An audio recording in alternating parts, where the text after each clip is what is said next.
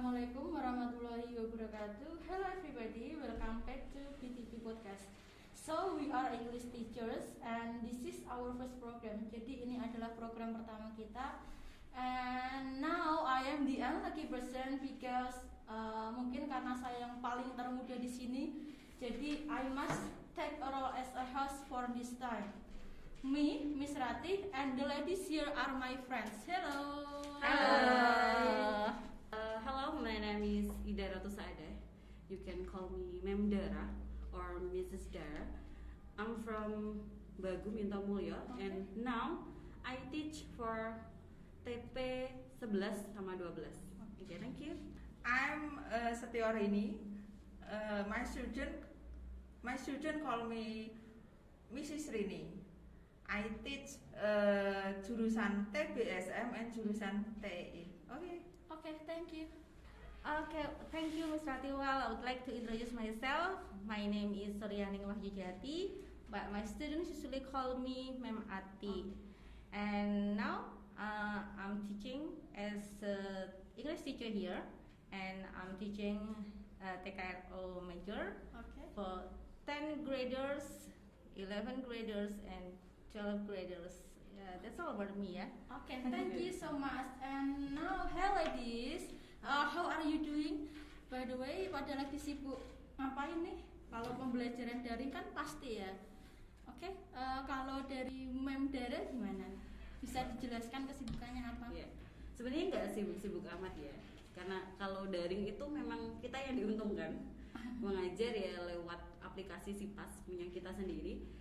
Selebihnya saya ada semacam sebagai tutor di sebuah bimbel ketika sore hari, dan selebihnya saya hanya sebagai ibu rumah tangga di rumah. Gitu. Oh gitu, oke. Untuk bimbelnya sendiri jauh nggak jaraknya dari dekat rumah? sekali. Oh, dekat sekali. Sangat menguntungkan. Jangan sebut merek. Tip gitu ya. Karena Mematik juga punya sendiri. Oke, siap. Sekalian promosi berarti ya. Oke. Kalau dari Mematik bisa dijelaskan kan? Apa ya? Saya mah sibuknya ngajar-ngajar aja kayak Ngajar-ngajar gini. aja. Ya, kebetulan udah tatap muka ya. Jadi alhamdulillah everything getting normal ya. Semuanya udah mulai baik-baik aja. Di rumah juga kebetulan saya juga private teachers juga, dan alhamdulillah ada apa sih kecil-kecilan lembaga kecil-kecilan gitu ya, les-lesan kecil-kecilan. Jadi ya semuanya alhamdulillah udah normal gitu. Mulai normal, belum normal banget sih gitu. Oke, Ya, that sounds great. Oke, mungkin Bu Rini. Kesibukan selama ini selain saya ngajar di SMK BTP Juwana, saya tidak ada kesibukan apapun, cuma di rumah saja. Masa? Iya, cuma seperti itu saja. Dan selama pandemi ini memang kebanyakan ya para orang tua juga agak kesulitan dengan tugas-tugas anak, karena kebetulan anak saya juga sudah SMP, jadi ya harus mengajari anak. Terus selain itu saya juga harus ngurusi anak didik saya di sekolah SMK BTP ini. Jadi ya itu pengalaman juga sih selama pandemi ini. Gitu. Berarti mendampingi anak gitu ya, Mem? Iya, tetap harus mendampingi anak di sekolah dan juga di rumah. Tugasnya Iya, jadi betul. double. Oke, thank you. And next, hari ini kita mau ngobrolin apa sih? Kayaknya kalau dilihat dari judulnya sih, hari ini kita temanya ilat-ilat Jawa wes angel diajari bahasa Inggris. Gimana nih teman-teman? What is your opinion? Apa ya? Start for me. Oke. Sebenarnya kalau itu kan sering banget diucap oleh anak ya. Ketika kita tanya atau kita minta mereka untuk membaca kata, terus mereka melakukan betul, kesalahan, betul. kata itu atau kalimat itu sering dipakai. Ilah Jawa buka bisa Iya. bahasa Jawa. Padahal kita juga lidah Jawa ya, kita asli. Saya sih asli kan. Problematiknya memang di situ sih, problem the biggest problem yang kita hadapin sekarang ini tuh memang kayak gitu. Jadi anak-anak tuh udah underestimate-kan dirinya diri sendiri, sendiri, terus Iya. menjudge dirinya sendiri bahwa aku nih nggak bisa bahasa Inggris gitu. Karena bukan orang Ya, asing. karena Iya. saya kan orang Jawa gitu. Iya. Saya ditakdirkan untuk ngomong Jawa. Padahal kan kalau kita lihat ya di negara manapun itu kan juga kelihatan banget. Iya. Mereka kalau misalnya dari Inggris jelas banget levelnya mesti bagus. Tapi kalau negara misalnya dari negara yang memang tidak bahasa Inggrisnya tidak sehari-harinya tidak bahasa Inggris kayak jelas. Iya. Orang Jepang saja kalau ngomong bahasa Inggris kan ya seperti itu toh. Iya. Kita pasti lebih paham Bukan itu bukan native. Inggris, Iya. gitu, bukan native speaker toh. Iya. Gitu. Oke, so the conclusion is, jadi tujuan kita hari ini di sini adalah untuk mengubah stigma atau pandangan para siswa bahwa orang Jawa itu sulit belajar bahasa Inggris, gitu ya? Iya, betul. Oke. Oke, siap. And in this occasion, we are going to jadi di kesempatan kali ini kita mau sharing, mau berbagi pengalaman kepada teman-teman semua, especially to our students, tentang suka duka kita mengajar bahasa Inggris di tengah stigma atau pandangan para siswa bahwa orang Jawa itu sulit banget belajar bahasa Inggris. Oke, kayak gitu ya. Yeah, What do you think about it? Mungkin start from Mem Atik. Oke, kalau saya secara pribadi ya, suka duka ngajar bahasa Inggris ini banyak. Sukanya banyak, dukanya juga banyak gitu ya. Kalau dari suka sendiri itu seru sih ketika kita mengajarkan bahasa asing ke mereka gitu. Kemudian dari material sendiri yang kita ajarkan itu, kalau menurut saya itu bisa fun, karena mungkin kalau pembelajaran yang lain seperti fisika atau mata pelajaran yang menurut saya itu killing banget lah ya, itu kayaknya apa ya, cenderung ya gitulah, kayaknya nggak tidak sesuatu yang menyenangkan for me loh ya, because I don't like that kind of subjects gitu. Kalau saya bahasa Inggris atau bahasa secara umumnya itu bisa, materi pembelajarannya adalah seperti film atau lagu atau games, jadi itu yang bikin saya senang gitu. Kenapa saya senang ngajar bahasa Inggris. Nah kalau dukanya karena kita ngajar bahasa asing, tantangannya pastinya itu tadi, anak-anak yang merasa udah desperate duluan, aku nggak bisa, ini gimana sih, apalagi bahasa Inggris tuh banyak loh yang bilang bahasa Inggris tuh bahasa munafik loh. Munafik gimana, itu ngomong sama hurufnya nggak sama gitu. Biasanya sama itu ya, cara ucapnya. Iya, terus itu jadi duka, cuman akhirnya jadi challenge sih buat saya gitu ya. Buat tantangan gitu Iya, ya. buat tantangan, dan alhamdulillah ketika anak dikenalkan dari kecil, karena sudah didrill dari kecil, pada satu titik akan ada proses pembentukan fonologi sistem mereka itu, dan insya Allah berhasil pada satu titik tertentu dan bisa gitu ternyata gitu. Cuman kalau anak-anak yang pada awalnya udah nggak suka, mindsetnya mereka udah nggak suka, dan ketika mereka kita paksain untuk mau dan mereka udah bilang nggak suka, ya akhirnya tetap gitu, sering nggak berhasil dan sering stuck di situ. That's just my opinion, kayak gitu sih. Thank you so much for your opinion. And next, Mem dari. Oke, tadi untuk berhubungan kalau sudah tidak suka itu biasanya tidak suka. Kalau saya biasanya menerapkan sukai dulu gurunya, baru sukai materinya. Kalau dia jadi itu sama kita, mau sesulit apapun materinya, mau matematika ataupun mata lain, bahasa Inggris termasuknya ya, dia kan suka dengan kita. Dia mau berusaha lah, setidaknya mau usaha untuk mempelajarinya. Iya, bisa jadi jalan. Jadi kayak ya itu memang tantangan kita untuk membuat mereka suka dengan kita. Salah satunya ya mungkin bisa pakai game dan sebagainya, atau mengajarinya mungkin lebih sabar karena memang bukan bahasa ibu kita. Jadi memang harus sabar, kita ajarin dari yang paling mudah. Memang agak kadang lucu sih ya. Anak sekarang SMK ataupun yang lebih tinggi lah ya, kadang untuk yang ya harusnya itu pelajaran anak SD, dia masih kesusahan. Iya, karena terlambat untuk kenal itu problemnya. Untuk di mau situ. melajarinya kan dia juga baru mau gitu kan. Jadi lucu kalau itu yang sukanya sih. Kadang tuh ngajarin anak untuk berhitung 1 sampai 10 nggak bisa, itu juga bikin ketawa. Lucunya di situ. Mereka harusnya bacanya ini dibaca ini. Padahal SMK ya. Iya. Kadang kita juga disebut alay karena bacanya nggak sesuai atau mulut kita seperti apa gitu kan. Itu dia yang saya bilang bahasa munafik ya. Itu sih, tapi itu cukup menyenangkan karena diakui kita tuh seperti punya nilai lebih kalau dilihat bisa bahasa Inggris ya gitu. Jadi kayak senang-senang aja kalau anak tuh lihat kita tuh kayak gimana gitu loh. Dan ada banyak hal sih, kok saya Iya. Iya, jadi kayaknya dengan belajar bahasa Inggris itu ada banyak hal yang bisa kita lakuin untuk have fun ketimbang yang nggak bisa bahasa Inggris. Contoh, misalnya kalau kita kita browsing sesuatu gitu, mesti kita bisa lebih tahu duluan karena kita ngerti bahasanya gitu. Atau misalnya film atau apapun gitu, kadang ketika satu film ditranslate ke bahasa Indonesia itu nggak bener-bener pas karena kan memang bahasa Indonesia tuh vocabnya tuh limited banget gitu loh. Jadi ketika ditranslate ke bahasa Inggris tuh lebih kena, feel-nya lebih dapet gitu. Dan itu nggak bisa dirasain orang yang nggak bisa bahasa Inggris gitu. Ya itu kayak gitu sih. Gimana kalau untuk Bu Rini ini yang paling lama dalam mengajar pasti banyak sekali. Saya untuk mengajar bahasa Inggris memang penuh tantangan, semakin tahun juga. Tapi saya kira semakin lama sebenarnya kita tuh lebih mudah gitu ya. Intinya kan kalau dulu saya ngajar pertama itu kan teknologi tidak secanggih, anak tidak punya HP, laptop seperti itu ya. Untuk misalnya cari materi terjemahkan saja sulit sekali ya. Sekarang kan apapun bisa, kita browsing lebih mudah. Itu harusnya anak-anak lebih tertantang untuk itu. Dan saya sering mengatakan kalau gini mesti, Mas kamu itu loh ya, coba kamu buka HP saja tuh mesti setidaknya ada tulisan bahasa Inggris. Masa kamu tidak tahu artinya? Itu kan setidaknya mensupport anak supaya dia itu tadi loh lebih senang mencari artinya apa. Kadang kan mereka tidak tahu. Kamu saja nyanyi apa itu tahu artinya, nggak tahu Bu. Padahal tuh, nah itu memotivasi anak setidaknya biar dia senang.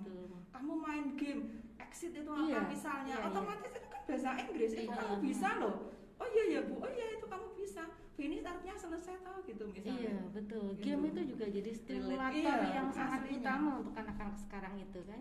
Pintu masuk. Banyak sih murid-murid saya yang jadi keranjingan bahasa Inggris gara-gara games. Pintu masuknya adalah games gitu. Oke, that's all ya. Oke, jadi ada sukanya, ada tantangannya juga, tapi ada solusi, ada cara untuk gimana sih biar mereka interest atau tertarik sama bahasa Inggris. Oke, by the way, sebelum kita ngobrol lebih jauh, saya mau nanya nih sama teman-teman yang ada di sini. Kenapa sih sukanya kok bisa dengan bahasa Inggris gitu? Kenapa enggak bahasa lain? Ini duluan. Mungkin karena apa ya? Pertama saya tertariknya tuh sudah lama sih sebenarnya ya. Waktu kecil dulu kakak saya suka main gitar atau nyetel lagu tuh bahasa Inggris dulu dengan kaset. Jadi mulai SD tuh saya sering dengar lagunya kok enak itu. Sampai sekarang itu saya suka semua lagu yang memang evergreen gitu ya, love song atau slow rock. Ya itu saya hafal sampai sekarang tuh dari SD loh. Saya suka tuh kok enak Rapset ya Bu ya? Enggak sampai itu. Rapset itu saya sudah SMA. Saya nggak tahu Rapset gimana. Rapset itu zaman kuda itu zaman tahun 60 70-an coba sebagai lagu slow rock apa itu saya ngerti ya Bu ya. Karena kakak saya dulu nyatanya slow rock kok Scorpion terus apa namanya Scorpion ya, saya masih yang seluruh saya memang wanita ya, tapi untuk seluruh saya masih tahu lagu sudah tahu. Nggak tahu, saya lahir di tahun 90-an, jadi saya nggak tahu. Jadi lagu-lagu kuno gitu kakak saya kan ada posternya Van Halen tuh apa. Nah sekarang saya yang browsing saya masih tahu Bu. Iya. Jadi mungkin dari itu saya kebetulan walaupun nggak bisa nyanyi, suara saya juga bagusnya paling di kamar mandi gitu ya.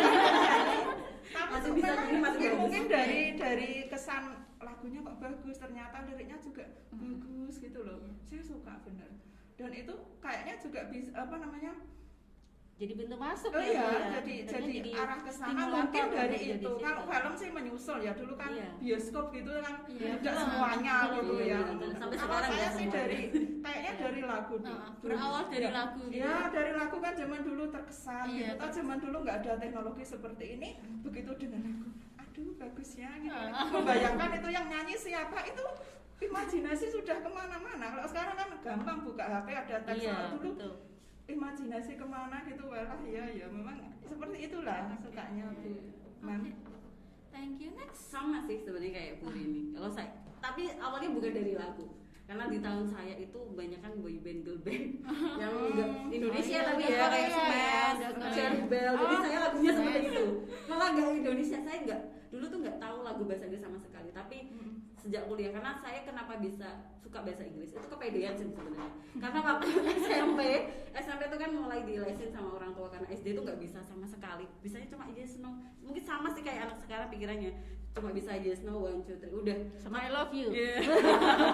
Terus SMP tuh dilesin, tapi cara gurunya ngajar ya sebenarnya simpel sih, cuma menerjemahkan dari itu. Terus akhirnya setiap kali di satu kelas itu pasti cuma saya yang lulus KKM, cuma saya sendiri, jadi kayak kepedean bisa bahasa Inggris gitu. Lama-lama seneng Iya. gitu kan. Terus kuliah kepedean ngambil juga bahasa Inggris, berarti kayak keterima gitu kan. Dan di kuliah itu baru saya bener-bener ngerasa, kan temen udah pada bisa bahasa Inggris, terus saya kok ngomongnya masih kayak gini. Diakui atau tidak diakui, kalau pelajaran bahasa Inggris itu kita hanya dipatokin untuk menerjemahkan, ya kan. Kita tidak kalau dulu tuh tidak diberi ruang untuk kita bicara, maksudnya belajar speaking, listening pun juga kalau mau ujian. Jadi kemampuan kita tuh cuma menerjemahkan. Jadi mengapa saya bilang saya kepedean bisa itu, karena saya cuma bisa nerjemahin, tapi saya mau masuk jurusan bahasa Inggris. Jadi di situ ketika semester 1 dapat IPK dan IP saya di listening jeblok C. Di situ saya mulai yang gimana caranya saya harus bisa bahasa Inggris lebih dari menerjemahkan gitu. Dari itu langsung saya mulai dengerin lagu. Kebetulan saya juga suka nyanyi, suka dengerin lagu kan. Jadi dari situ setiap kali ngerjain sambil dengerin gitu. Itu sih Berawal dari kepedean, jadi ladang langsung dengan ladang. Oke, siap. Kalau saya apa ya? Gak jauh beda sih sebenarnya, tapi mungkin karena saya nggak terlalu suka lagu dan saya kan suka film sama novel gitu ya, jadi mungkin pintu masuknya di sana film gitu. Jadi dan kebetulan sebenarnya kalau masalah film tuh bener-bener deh nasionalisme saya tuh dipertanyain banget gitu loh. Kenapa kok saya nggak bisa senang sama film Indonesia, itu nggak ngerti. Saya juga nggak bisa senang sinetron Indonesia, juga nggak ngerti gitu. Itu selera. Iya, kata teman saya gitu, selera gitu. Jadi dari situ karena suka film asing, kemudian suka drama asing, akhirnya saya mau nggak mau akan lebih nyaman ketika saya tahu gitu. Dan itu jadi stimulus harus utama buat baca saya, subtitle terus gitu ya. Dan beberapa film itu kan berawal dari novel ya, dan novel misalnya kayak Harry Potter aja. Harry Potter itu kan film, cuman jadi itu dari novel gitu loh. Nah, novel bahasa Indonesia ada, tetapi ada curiosity di sini ya, kepo lah, bahasa Inggrisnya gimana sih gitu. Jadi itu stimulator buat saya gitu. Ya, kemudian saya juga suka dengan sesuatu yang berbau budaya gitu, budaya dari berbagai macam negara, tidak cuma negara kita sendiri gitu. Akhirnya terus ya itu yang bikin saya suka di situ. Dan ternyata ketika saya belajar bahasa Inggris itu ada sesuatu yang menurut saya itu nggak cuma nilainya sosial, tetapi juga nilainya matematis artinya di situ itu sesuatu yang apa sih bilangnya itu ya, ketika kita belajar grammar itu kan melibatkan rumus dan rule gitu loh. Ada patokan. Jadi menurut saya tuh bahasa Inggris tuh complicated, kompleks dan complicated, yang kita nggak cuma melibatin feel apa sih bilangnya itu linguistik ya, tapi juga melibatin kemampuan otak kiri kita gitu. Jadi saya merasa bahwa itu gitu. Dan saya juga ngerasa senang juga, bahasa Indonesia nggak segitu-gitunya gitu ya, bahasa Inggris kan sampai segitunya gitu. Jadi semacam challenge yang akhirnya bikin saya suka jatuh cinta gitu. Oke, gitu ya. The last but not the least, about your hopes. What are your hopes for the students? Mungkin ada yang ingin menyampaikan harapannya ke depannya untuk para siswa kita. Oke, saya mulai duluan ya. Jadi apa sih harapan standar ya sebagai seorang guru, harapannya itu siswanya paham ketika diajar, terus siswanya jadi lebih pintar daripada saya gitu. Terus artinya bahwa siswa itu mulai aware bahwa bahasa Inggris itu penting loh, nggak cuma sekedar untuk ngejar nilai gitu, atau nggak sekedar cuma untuk prasyarat UN. Dulu ada UN, sekarang mah enggak ya. Jadi nggak cuma sekedar itu, tapi bahasa Inggris itu adalah ilmu alat seperti juga bahasa Indonesia yang akan digunakan untuk keseharian mereka. Apalagi sekarang kan sudah thinking globally, jadi sesuatu yang harus berpikir secara global, harus bahwa bahasa Inggris itu penting banget gitu loh. Mereka mungkin saat ini mereka itu hanya ada di lingkungan lokal ya, di lingkungan sekitar sini aja, tapi kita nggak pernah tahu masa depan, who knows gitu loh, mungkin mereka akan jadi someone yang ada di belahan bumi lain dan mereka butuh itu gitu. Itu sih harapan saya, mereka jadi pintar, lebih pintar daripada saya. Thank you. Next. Oke. Oke. Oke, for my students, setiap guru pasti harapannya baik buat muridnya. Sama sih ya, pasti lebih sukses dari kita, lebih bisa menguasai bahasa Inggris daripada kita. Kan kita gunanya kita ya sebagai fasilitator, membantu mereka mau belajar. Ya harapannya dia mau belajar dulu lah, mau kenal kita, mau kenal bahasa kita yang kita ajarkan. Jangan menutup diri ketika kita mau mengajarkan, biar masuknya bahasa Inggris ini lebih mudah ke mereka, sehingga nantinya ketika mereka juga bisa menyampaikan hal yang sama apa yang kita lakukan ke orang lain. Jadi gimana ya, bisa berkomunikasi dengan orang lain ya dengan baik. Bu Rini belum loh. Iya.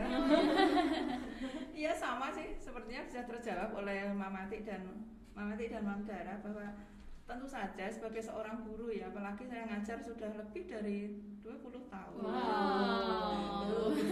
Kadang yang saya hadapi ternyata cucu saya. Iya toh, karena dulu bapaknya, sekarang Ngajar, anak. iya. Jadi intinya tuh kita tetap sebagai seorang guru ya, tentu saja pengen anak didiknya tuh melebihi kemampuannya, tuh melebihi apa yang kita punya gitu.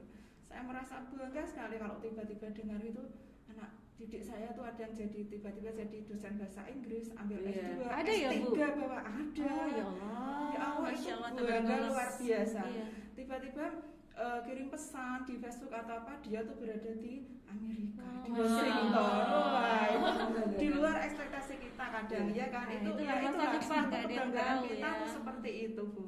Benar. Jadi pahala kita Oh, amin. iya, cuma melihat kabar, gambar saya tuh sudah senang banget itu.